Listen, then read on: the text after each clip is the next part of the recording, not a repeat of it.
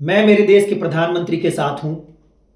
कुछ लोग इंदिरा गांधी को मजबूत और नरेंद्र मोदी को कमजोर बता रहे हैं। इंदिरा गांधी का दौर 303 राइफल का हुआ करता था। मोदी का दौर परमाणु बम का है। दोनों की तुलना वर्तमान परिदृश्य में करना कतई उचित नहीं है। इंदिरा गांधी बहुत मजबूत लेडी थी। 1971 का युद्ध हुआ और पाकिस्तान को हरा दिया। पाकिस्तान के 93,000 से अधिक सैनिक हमारे कब्जे में थे और उनकी बहुत सारी जमीन भी हमने कब्जे में ले रखी थी। शिमला समझौता हुआ और सैनिक भी छोड़ दिए और जमीन भी वापस कर दी। लेकिन एक ऐसी बात जो हर किसी को पता नहीं है, हमारे उस युद्ध में 54 सैनिक जो कि पाकिस्तान के कब्जे में चले गए, उन्होंने बंदी बना लिया। उनकी जेलों में 30-30, 40-40 साल तक उनको तड़फा तड़फा के मारा। आपको पता नहीं है दोस्तों, उनके परिवार पर क्या बीत रही होगी।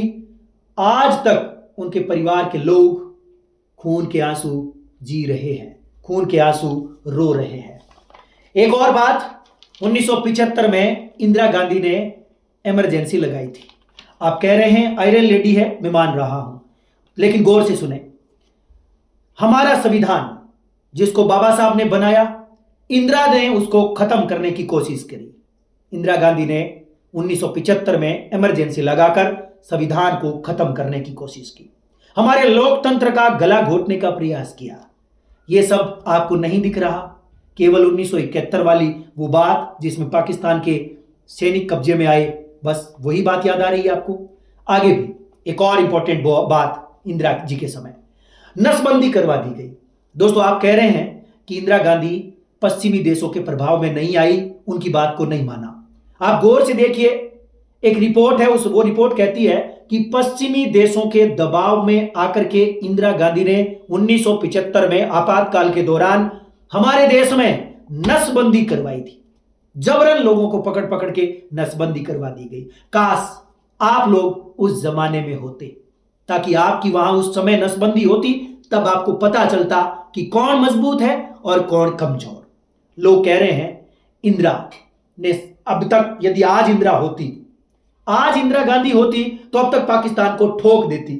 ये लोग लिख रहे हैं, मैं उनको देख रहा हूं, पढ़ रहा हूं। एक बात और, काश आप उस जमाने में होते, या उस जमाने में बहुत सारे ऐसे लोग हैं जो आज भी जिंदा है, जिन्होंने इंदिरा को करीब से देखा है। एक बार आप उनसे बात करके पता कर लीजिए।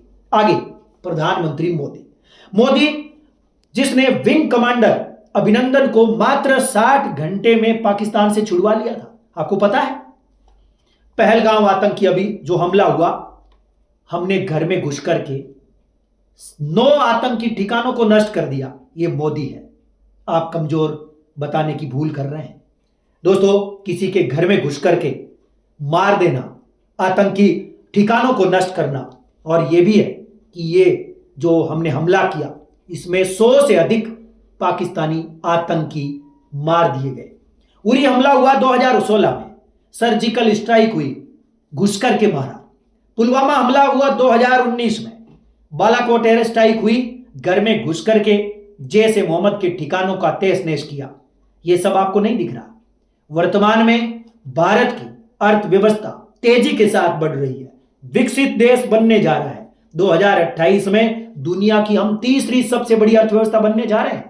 यह सब आपको नहीं दिख रहा। दोस्तों, 2 दिन पहले तक आप मोदी मोदी कर रहे थे। एक दिन में हमने युद्ध विराम पर क्या निर्णय ले लिया, आप कमजोर बताने लग गए हैं। दोस्तों, पिछली सरकारों में अनेक ऐसे आतंकी हमले हुए हैं, जैसे मुंबई का सीरियल ब्लास्ट 1993 का, मुंबई आतंकी हमला 8 का 2008, जयपुर आतंकी हमला, दिल्ली में सीरियल ब्लास्ट।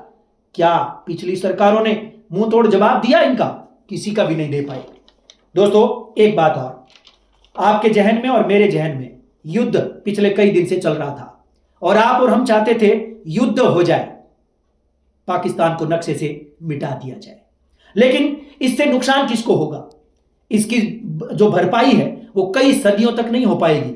आपको पता हो तो कमेंट्स कर देने से, लिख देने से किसी को नक्शे से नहीं मिटाया जा सकता। कमेंट्स कर देने से, लिख देने से युद्ध नहीं हो जाते। दोस्तों, भारत और पाकिस्तान के बीच, क्योंकि भारत और पाकिस्तान दोनों परमाणु संपन्न देश है, 1971 की लड़ाई के बाद पाकिस्तान ने अपना परमाणु कार्यक्रम शुरू किया। आगे चल करके उसने अपने आप को परमाणु संपन्न बना लिया। बाद में भारत ने भी परमाणु संपन्न अपने आप को बनाया था। हिरोशिमा और नागासाकी, ये नाम तो आपने सुने ही होंगे। ये वो दो स्थान है जापान के जहां पर अमेरिका ने परमाणु बम गिराए थे। आज भी वो वीरान है, आज भी वो सुनसान है, आज भी वो बंजर है, क्योंकि वर्तमान परिदृश्य में परमाणु हमला कोई भी देश कर सकता है। आपने कभी सुना होगा, अधमरा हुआ शेर, अधमरा हुआ कुत्ता, अधमरा हुआ या घायल अवस्था में कोई सांप भी क्यों ना हो, ऐसा डसता है जिसके बारे में आप कल्पना भी नहीं कर सकते। दोस्तों, यदि युद्ध हो जाता तो लाखों की जनहानि होती, अनेक सैनिक शहीद होते, उनके परिवारों की जिंदगी नरक बन जाती। क्या आपके परिवार से भी कोई सैनिक है?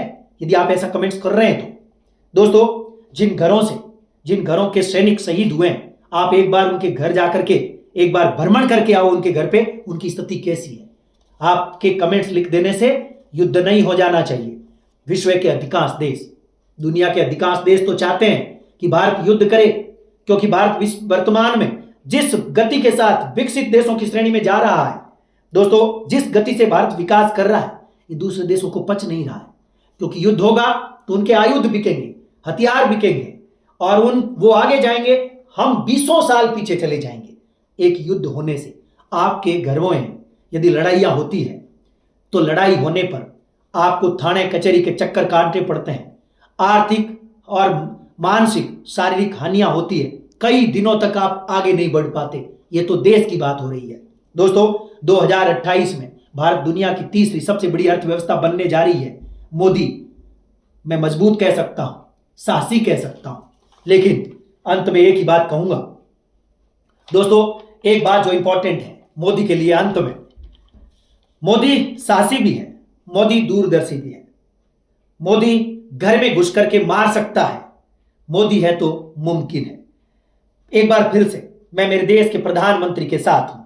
क्या आप भी साथ हैं?